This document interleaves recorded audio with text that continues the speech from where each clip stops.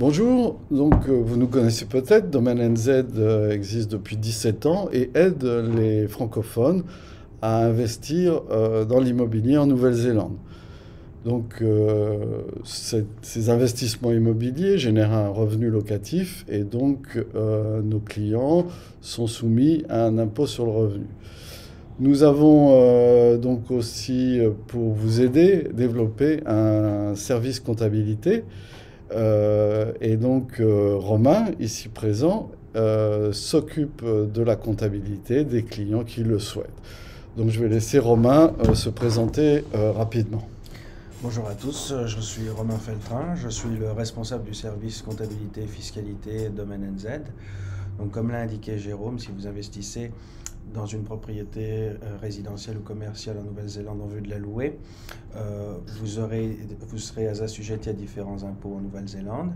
Et donc, Domaine NZ assure le suivi de toutes vos déclarations fiscales et je suis le responsable de l'ensemble de vos déclarations en Nouvelle-Zélande. Donc, je peux tenir votre comptabilité en établissant pour vous un rapport annuel comptable en français et en anglais, avec le détail des revenus et des charges par mois. Et je vous propose également de tenir l'intégralité de vos déclarations fiscales, c'est-à-dire principalement impôt sur le revenu et GST dans le cas des propriétés commerciales. Et j'assure également le suivi je suis également l'intermédiaire pour vous auprès de toutes les différentes administrations néo-zélandaises, IRD, Council ou autres. Donc Romain, est-ce que tu peux nous expliquer quelles sont les obligations fiscales pour quiconque investirait en Nouvelle-Zélande? Une fois propriétaire, comment ça se passe pour les impôts? Alors, au niveau des impôts, si vous investissez dans un bien immobilier résidentiel en vue de le louer, vous n'aurez que deux impôts, l'impôt sur le revenu et les impôts locaux.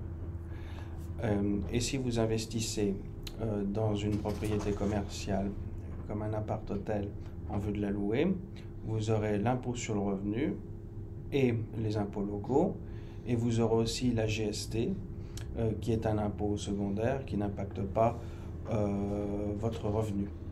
La GST qui est l'équivalent de la TVA, n'est-ce pas? Voilà. Simplement, à chaque fois que vous percevez un loyer, quand vous avez un bien résidentiel, en plus de votre loyer garanti... commercial, tu veux dire? Commercial, oui. En plus de votre loyer garanti, l'hôtel vous verse 15% de GST. Donc vous collectez de la GST en plus de vos loyers. Et sur l'ensemble de vos charges, si vous avez acquis un bien commercial en vue de le louer, vous payez en plus 15% de GST. Et la différence entre l'ensemble de la GST que vous collectez en plus de vos loyers, moins l'ensemble de la GST que vous collectez sur l'ensemble de vos charges, et vous reversez cette différence à l'IRD. C'est pour cette raison que la GST n'impacte pas directement vos revenus, puisque c'est un impôt que vous collectez, que vous déduisez, mais qui n'impacte pas le montant de loyer que vous percevez. Il n'est pas comme l'income tax ou les impôts locaux. Donc on récupère la GST sur toutes nos dépenses. Voilà. Et mon objectif est de vous faire récupérer un maximum de GST sur l'ensemble de vos charges, afin de diminuer bien sûr le montant d'impôt à verser à l'IRD. Et donc, une fois propriétaire, on paye donc de l'impôt sur le revenu, de la GST si on est dans un cadre commercial. Oui. Et des impôts locaux, Oui. N'est-ce pas? Peux-tu nous dire à quelle période de l'année ou quelles sont les grandes échéances, comment ça fonctionne? On paye tous les mois, on paye comment ça se passe? Tout à fait. Alors, très simplement, l'année fiscale standard en Nouvelle-Zélande commence toujours le 1er avril et se termine le 31 mars l'année suivante.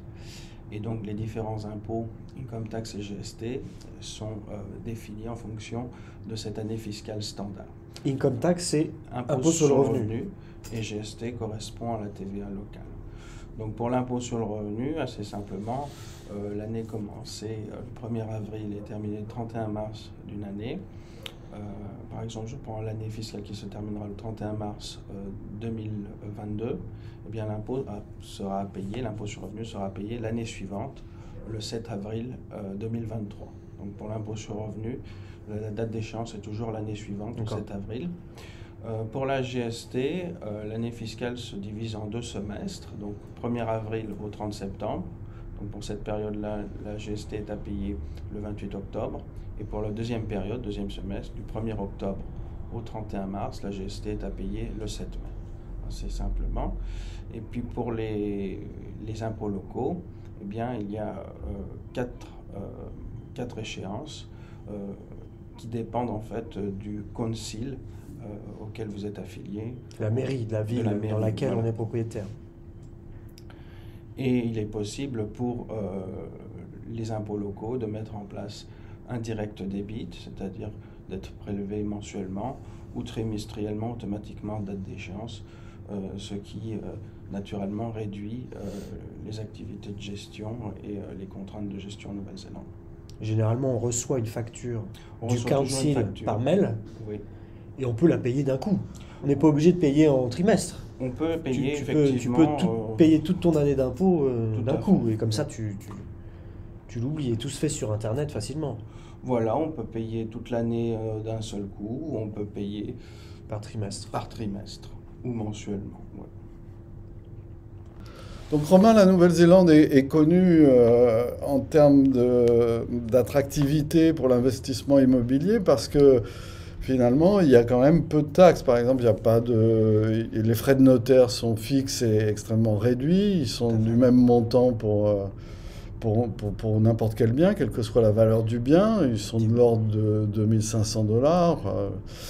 Donc c'est très raisonnable. Il n'y a pas de frais de succession. D'ailleurs, nos clients, on leur dit de faire un testament quand ils achètent parce que comme ça, s'il leur arrive quelque chose, le bien va directement à leurs héritiers. Tout à fait. Il n'y a pas d'impôt sur la plus-value. Enfin, maintenant, ça a un petit peu changé, mais disons que s'il n'y a pas de revente avant 5 ans, après 5 ans, il n'y a plus de taxe sur la plus-value. Donc tout ça sont des avantages fiscaux vraiment intéressants, mais il y a aussi le barème de l'impôt sur le revenu. Est-ce que tu peux nous en parler? Ah oui, le barème de l'impôt sur le revenu, pour un premier investissement, l'impôt est en général à 10,5. Donc il faut savoir qu'au niveau du barème de l'impôt sur le revenu, l'impôt sur le revenu est calculé en fonction de votre bénéfice imposable, c'est-à-dire la différence entre l'ensemble de revenus et l'ensemble de vos charges, et que mon rôle, c'est naturellement de maximiser votre bénéfice imposable afin de payer le moins d'impôts possible.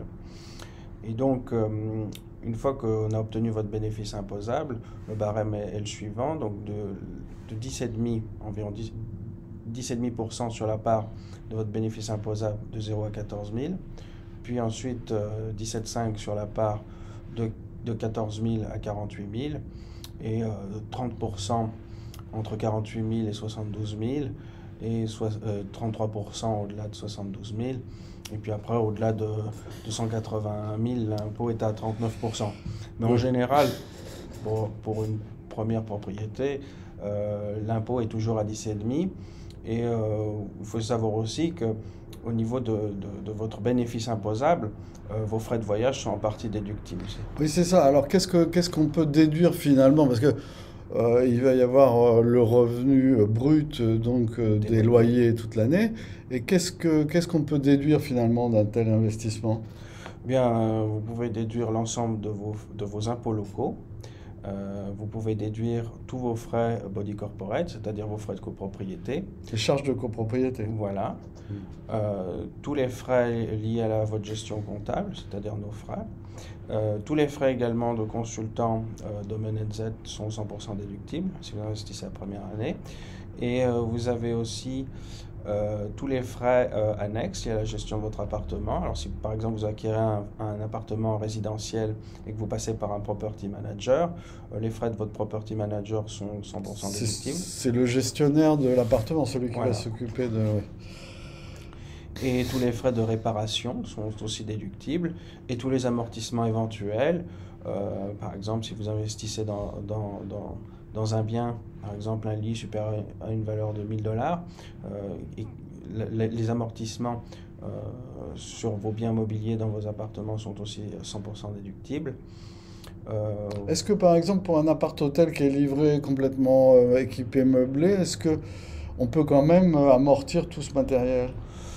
Dans un appartement hôtel, oui, à condition de bien me donner les factures avec le prix des meubles. Effectivement, je peux déduire tous les amortissements sur les meubles, sur le Oui. meublé. En général, elles sont fournies par le développeur, par le vendeur, le promoteur de l'immeuble, il les fournit.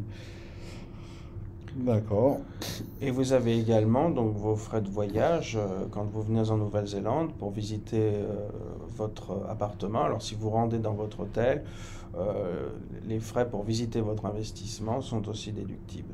C'est-à-dire qu'on peut déduire une partie de son billet d'avion en fonction du temps qu'on va consacrer à l'investissement et puis du temps qu'on va consacrer aux vacances, en fait. Voilà, oui.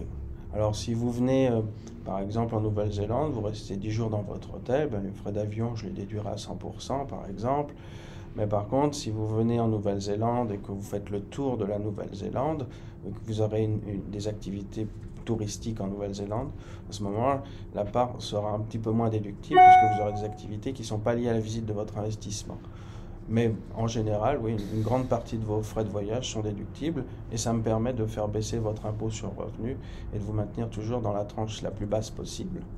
Une dernière question. Alors, tu dis que on peut, la première année, déduire par exemple les frais de consultant Domaine NZ.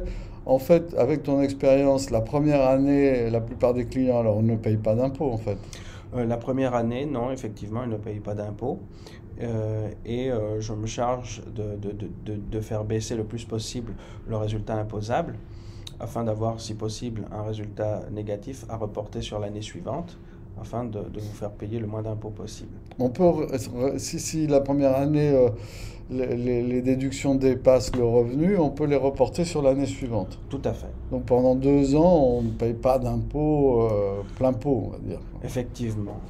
Concrètement, ça veut dire que la première année, oui, les 2 premières années, en général, on ne paye pas d'impôt sur le revenu, oui. Donc bien Romain, merci, c'est très clair. Donc si vous êtes intéressé par le service comptabilité et par bien sûr les investissements immobiliers en Nouvelle-Zélande, le mieux c'est d'aller sur notre site internet domaine.co.nz, où vous trouverez toutes les informations et aussi où vous pourrez nous écrire directement ou sinon écrire à Romain à son adresse personnelle, enfin son adresse professionnelle. Voilà. Donc, quelle est ton adresse, Romain? Mon adresse c'est romain@domaine.co.nz et elle est aussi disponible sur le site internet de Domaine. Voilà, merci beaucoup, à bientôt, au revoir.